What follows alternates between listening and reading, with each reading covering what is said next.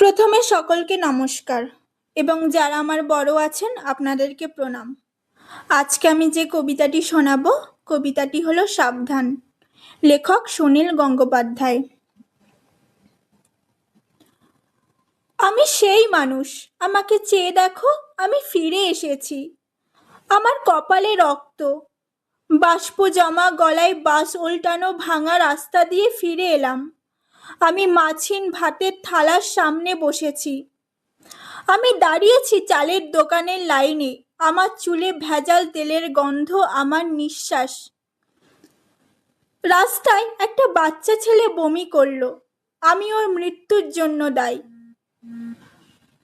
পিছনের দরজায় বস্তা ভর্তি টাকা ঘুষ নিচ্ছিল যে লোকটা, আমি তার হত্যার জন্য দায়ী।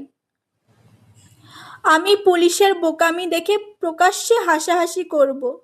আমি নেহেরুর উইল সম্পর্কে শুনবো ট্রামের লোকের ইয়ার্কি। কমিউনিস্টদের স্লোগানের শবযাত্রা দেখে আমার দয়াও হবে না। আমি ভয়ের মধ্যে ঘুমিয়ে পড়ে জেগে উঠব মমতায়। আমি মেয়েটির কাছে গিয়ে নিঃশব্দে মুখ চুম্বন করব। সশরীরে বিছানায় শুয়ে দুজনে কাঁদব নানা ধরনে।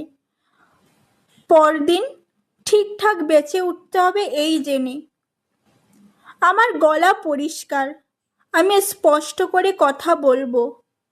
সমস্ত পৃথিবীর মেঘলা আকাশের নিচে দাঁড়িয়ে একজন মানুষ ক্রোধ ও কান্নার পর স্নান সেরে শুদ্ধভাবে আমি আজ উচ্চারণ করব সেই পরম মন্ত্র। আমাকে চাচাতে না দিলে এ পৃথিবী আর বাঁচবে না।